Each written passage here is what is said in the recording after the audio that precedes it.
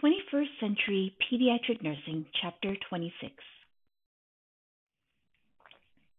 This is Bloom's taxonomy, and this is what my learning objectives will be based on.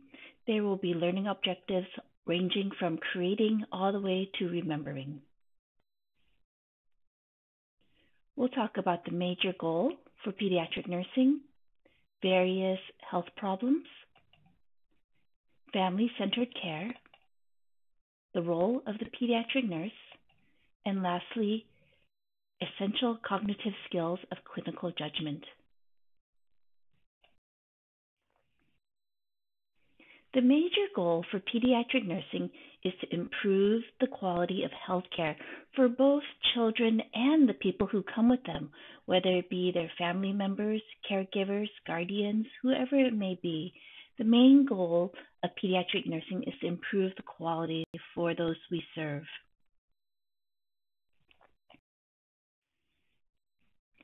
Over the course of 8 weeks, we're going to talk about a lot of health problems, but for this slide deck, we'll take a look at 7 of them.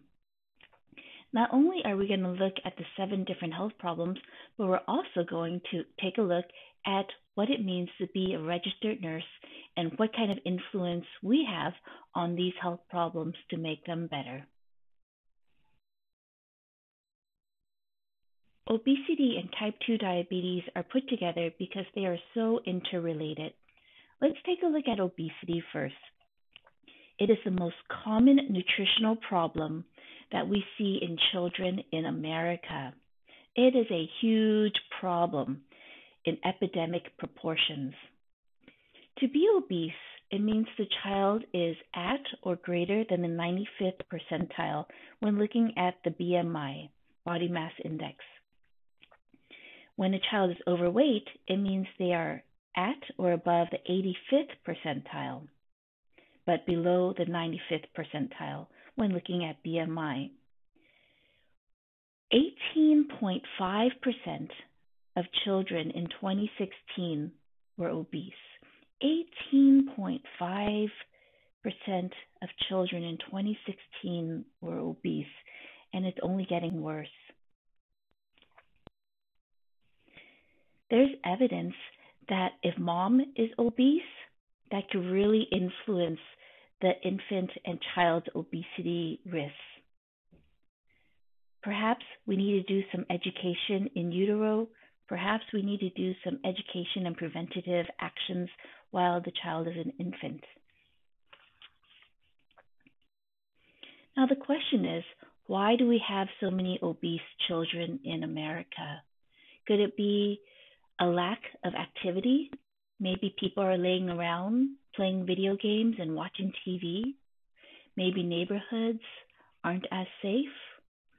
Maybe the parents aren't around to help out, get the kids running around.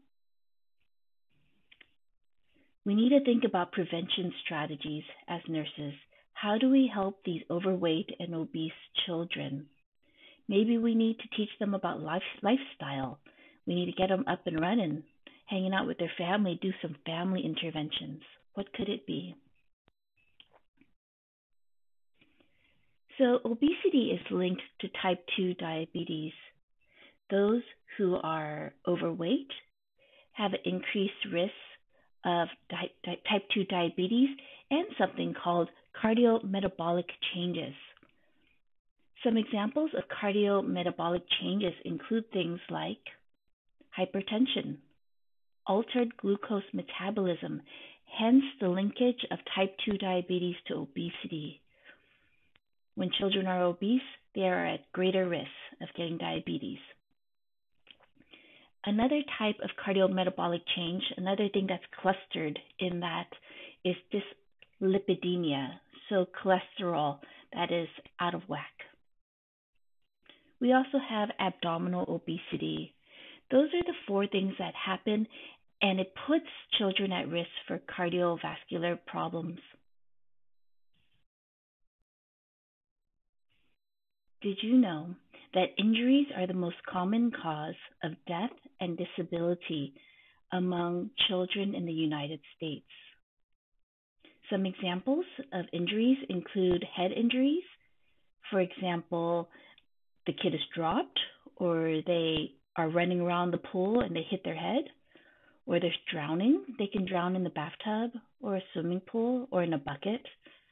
They can get burned via flames or hot water that is boiling, or they can be injured by firearm accidents. There are lots of ways for our kids to be injured, and we have to be on the lookout because those injuries kind of vary. The type of injuries vary based on the child's growth and development.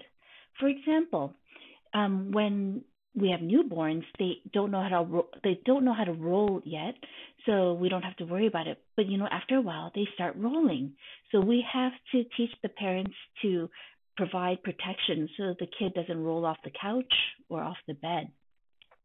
Toddlers are more mobile, so they're walking around. They still like to put stuff in their mouths, but they're walking around. So you have to be really careful of what you leave around laying on the floor. The majority of deaths from injuries occur in boys. They're just a little bit more like that. And when we take a look at teen deaths, when teenagers die, there are 3 times as many teen deaths due to accidental injuries than any other cause. Accidents account for more than 3 times as many teen deaths as any other cause. So we have to be super careful. And this is when we talk about prevention. So, some things have happened over the last few decades that have really helped to decrease disabilities and death from injuries. Things like car restraints, seat belts, bicycle helmets, and smoke detectors. Those are all wonderful things to decrease disability and death from injuries. One thing we do need to realize and highlight is that a lot of kids die because of motor vehicle accidents. Sometimes they're sitting in the car, sometimes they're walking across the street, sometimes they're riding their bicycle or their motorcycle and they get hit by a car. This is very dangerous. We need to do proper education, especially when it comes to cars.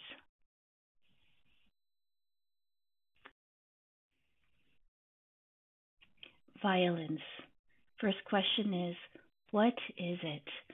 So violence is basically suicide or homicide or harming themselves or harming others in some sort of way.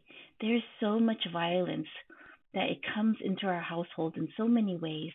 We have TV programs, commercials, video games, movies, lots of violence in all of those. And when we watch those things over and over again, we get a little bit desensitized. There's also violence seen in schools where we see guns and drugs and gangs. There are lots of problems there. The question is, why does violence happen? It's really complicated. Nobody really knows. But there's lots of different parts. Maybe social issues, economic issues. Other influences are possible as well.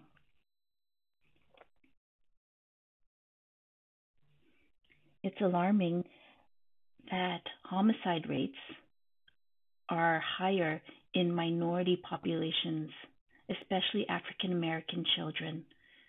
We need to do something. That's not right. That's not right. So what can a nurse do? Well, one thing is that they could be on the lookout. We want to be on the lookout for people in trouble. We want to identify them early and provide rapid therapeutic interventions. We're looking for young people who have the following tendencies. Do they harm animals? Do they start fires? Are they depressed? Are they continually, repeatedly in trouble with the criminal justice system?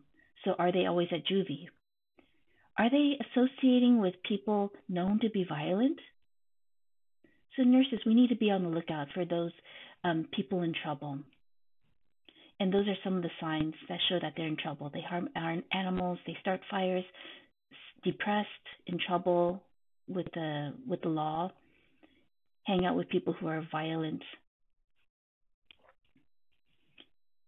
Education-wise, we can talk about what increases the risks. For example, if a family has a gun at home, like firearms at home, the child is at a five-fold increased risk of suicide and threefold risk of homicide.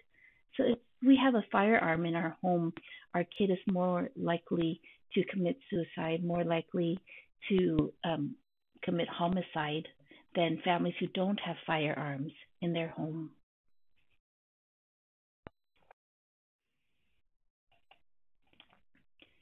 So unfortunately, I can't show this video here in this video, but please go to the PowerPoint and click on this vaping video. It's really short, like 2 minutes. Did you know 1 in 5 children have mental health problems? Here you see in the graph, 80% don't, 20% do. That's the 1 in 5. Another thing to realize is that 80% of chronic mental health disorders begin in childhood. Imagine if a pediatric nurse could catch this early. Imagine the anguish we could diminish, like if they don't have to suffer for the rest of their lives because of this mental health problem. Imagine what could happen. So we're thinking about having social emotional support to help improve positive mental health when they are children and for adults too. We all need good, healthy social emotional support to promote positive mental health. It's important. Some examples of some mental health problems include anxiety disorders, impulse control disorders, or ADHD, also known as attention deficit hyperactivity disorder. How can nurses help? That's the big question. We need to be on the lookout. We need to be alert for symptoms of mental illness. So are they having trouble at school? Are they having some personality changes, some emotional changes? Let's be on the lookout. And we also need to look out for children who have SI, who are thinking about, they have suicidal ideation. They're thinking about killing themselves or harming themselves. And we also want to provide high quality information. We want to give good resources to help promote healthy mental health.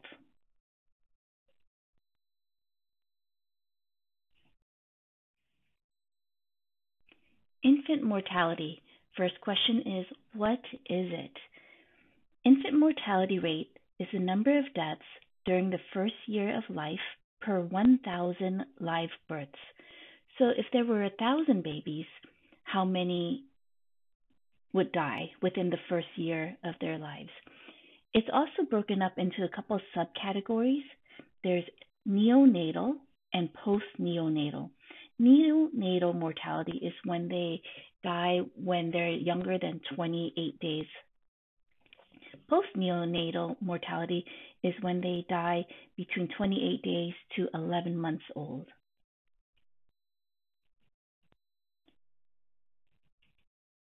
What is the major determinant of it? So in other words, why? What's the major reason that babies die? Well, birth weight. That's the big thing. If the birth weight is too small. For example, low birth weight is considered less than 5.5 pounds. If a baby is smaller than 5.5 pounds, they are more likely to pass away. We need to really provide high quality prenatal care and try to decrease this incidence of low birth weight. What are the top four reasons for infant mortality? So we know about birth weight being a major determinant, but there's more reasons. Let's take a look. The first one is congenital anomalies. Later on, when we get to the cardiovascular section, I'm going to show you some really odd hearts. And these are hearts that the babies are born with, and some are compatible with life, some are not, some need surgery, some need medications. Congenital anomalies are the number one reason here of infant mortality. We also have this number two being disorders relating to short gestation and unspecified low birth weight. So they're not in the womb long enough. They come out too early. They're really small.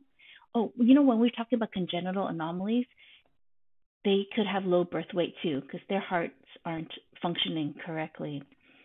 Number three, newborn affected by maternal complication of pregnancy. So that means mom had some sort of disorder and it affected the growth of the infant.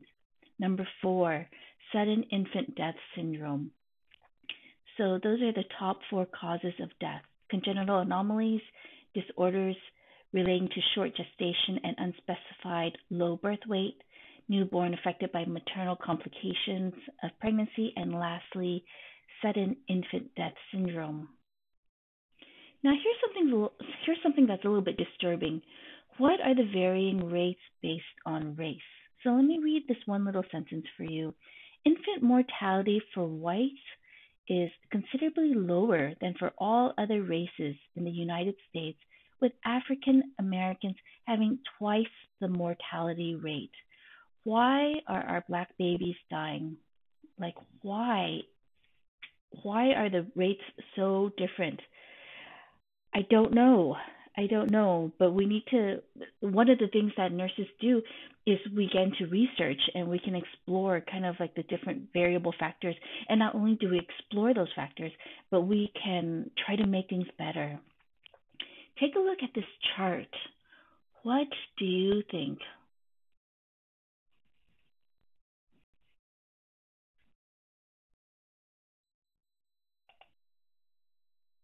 Infants are more at risk of dying than children. If the infant can make it to the first year, then their odds of dying is less. What are the top three reasons adolescents die? So we're not going to worry too much about the text because the text, I believe, may be incorrect, but who knows? Let's just take a look at the chart that was provided in table 26.3. The three reasons adolescents die include injuries, suicide, and homicide.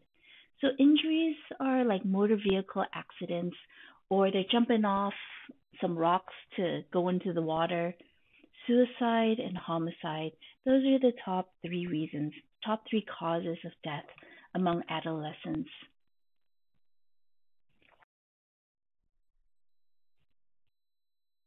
Acute illness is when a kid is so sick that they have limited activity or they need to get some medical attention.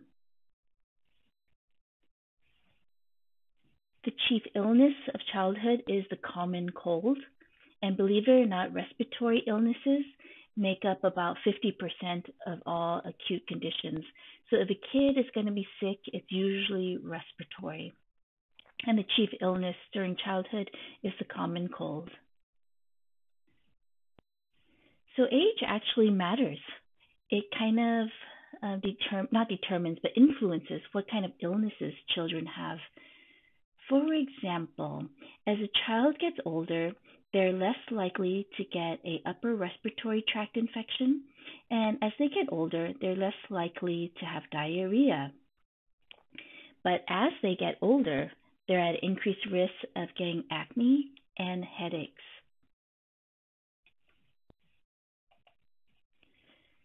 So, do all children kind of get the same thing?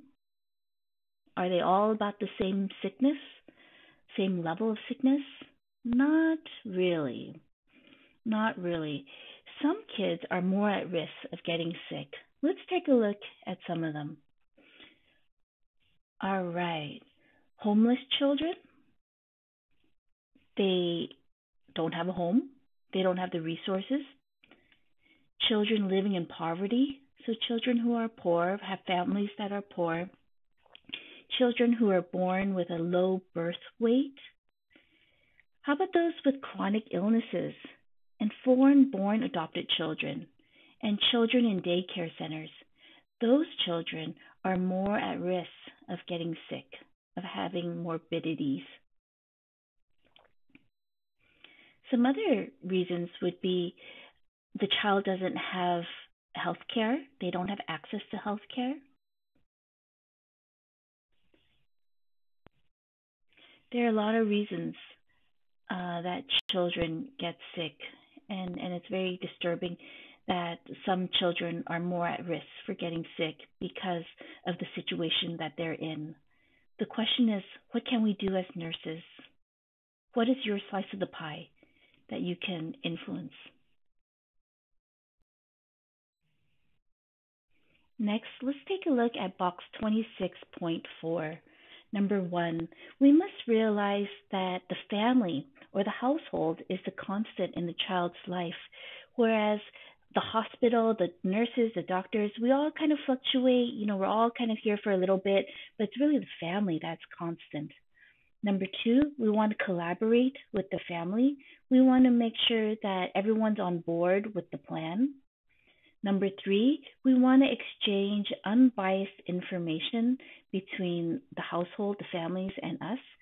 We don't want to push them to do what they don't want to do. We want to make sure that they give us the correct information. Number four, we want to honor the cultural diversity of each family. Number five, we also have to understand that every family copes differently, and we need to appreciate how that looks like for every different family. Number six, we want to encourage family-to-family support and networking. Different families have gone through this experience. We want to coordinate. We want to connect our families to other families who are in the same situation or have finished that situation. Maybe they can be a source of encouragement to one another. Number seven, we want to make sure that the healthcare system provides flexible, accessible, and comprehensive care based on what the families need. Lastly, we want to appreciate families as families and children as children. Let them be who they are. Let us appreciate one another for who we are. Describe the role of the pediatric nurse. There are 8 roles. The first one, therapeutic relationships, means having a meaningful relationship with the children and the families we serve, but at the same time being separate enough so that the nurse can be the nurse and have his or her own feelings and needs met in her own or his own way. We want to make sure we have healthy, well-defined boundaries. If you look on page 663, there are some guidelines in terms of exploring our relationships with our children and families. There are positive actions and there are negative actions, and it's wonderful because it's phrased in question form. Some positive actions. Do you strive to empower families? Do you explore family strengths and needs in an effort to increase family involvement? Have you developed teaching skills to instruct families rather than doing everything for them? A few questions under negative actions would be, are you over-involved with children and their families? Do you work overtime to care for the family? Do you spend off-duty time with children's families either in or out of the hospital? We want to make sure we have well-defined boundaries. We don't want to serve our personal needs with the families and the children. Family advocacy and caring. Our primary responsibility is to the consumer of the nursing service, the children and the family. They are the main consumers of our nursing service. So we want to make sure we advocate for them. We want to give them information so they can make informed choices. We want them to be aware of all that's available to them. We also want to care for the patients and their families. Here are some examples to show our care. We want to acknowledge the parent's presence, say hi or nod or something like that. We want to make sure we listen. We want to make the parent feel comfortable in the hospital environment. Also, involve the parent and child in the nursing care. Show an interest in their welfare. and show some appropriate affection and sensitivity to the parent and child. We want to communicate with them, and also we want to individualize our care because every family and every child is a little bit different. We want to adapt. Disease prevention and health promotion. Over the next 8 weeks, we will talk about a bunch of diseases and how to help them feel better, how to help the kids feel better. For disease prevention, we're going to look at growth and development. We're going to see what children are susceptible to. We're going to be looking in terms of growth development. We're going to look at nutrition, immunization, safety, dental care, socialization, discipline, education. Those are all parts of growth and development that we want to keep in mind as we help to prevent disease and as we help to promote health.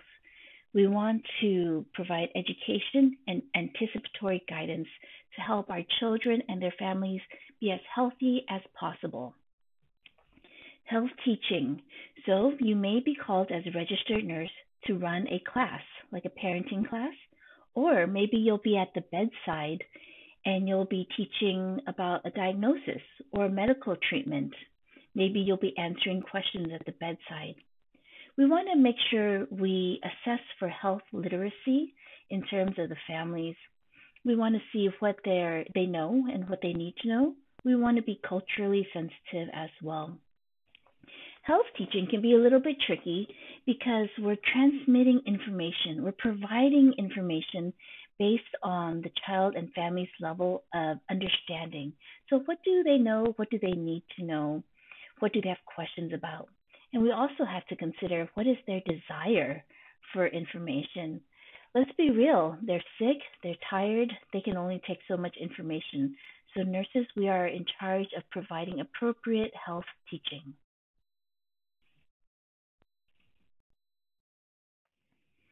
Do you remember that injuries are the most common cause of death and disability among children in the United States? So, nurses, we're going to try to prevent injury. And we do this using the developmental approach to safely counsel parents and children. So, based on the child's developmental abilities, the nurse will provide injury prevention tips. Next, support and counseling. So, we want to listen. We want to touch appropriately. We want to be physically present. We want to have a mutual exchange of information. So the nurse isn't just lecturing. We want to have a conversation. And after counseling, perhaps the family will have a higher level of functioning. Maybe they'll have the vocabulary and the skills to use to help them in future situations. Maybe the family will have greater self-esteem. They'll feel better that they know how to manage crises. And after counseling, hopefully they'll have a closer relationship between each other. Nurses also coordinate and collaborate. We do not work alone. We work with medical doctors, dietitians, social workers, chaplains, lab techs, a whole bunch of different people, because we want to provide holistic care. We want to make sure that the child and the family get high quality, safe care. Last but not least, nurses are responsible for ethical decision making. Do you remember some of the different moral values? Remember, there's autonomy, where the patient can make their own decision. They're self-governing. There's also non-maleficence, where we want to minimize or prevent harm. We do not want to do harm. Beneficence is where we want to promote the patient's well-being. We want to help them, empower them, do what is best for them. And last, we have justice, which means fairness. We want to provide good, quality, safe care to everybody. We want a sense of fairness. We also want to collaborate in terms of ethical decision making. We don't want to make decisions on our own necessarily all the time. Sometimes we need a team. How we can kind of have this collaborative ethical decision making. How we can do it is we can do formal coursework, kind of learn more about it. We could do continuing education, do some CEUs, and perhaps read some contemporary literature, maybe read some research articles. And also, we want to work to establish an environment that's conducive to ethical decision making, ethical conversations. We also want to follow the code of ethics. Practice the 6 essential cognitive skills of clinical judgment. Number 1, we want to recognize the cues. What matters? What's important to this case? What's odd? What's relevant to the situation? We want to analyze the cues. How does it all fit together? In the context of what's happening, how does it all work? Like, is there something interesting that we should be on the lookout for? What are some complications that we should identify because of this particular situation? We want to prioritize our hypotheses. What is the most important problem? What is most serious and why? We want to generate solutions. What would help alleviate the problem? What kind of actions are required? What do we need to do? And we also want to take action. We just do it. But now here's the big question. What should the nurse do first? What is the priority action? What is important? And lastly, we always evaluate our outcomes. Did my interventions make a difference? Did it help the situation? We'll talk more in class. Pediatric nurse, just like a regular nurse, but cooler. See you in class.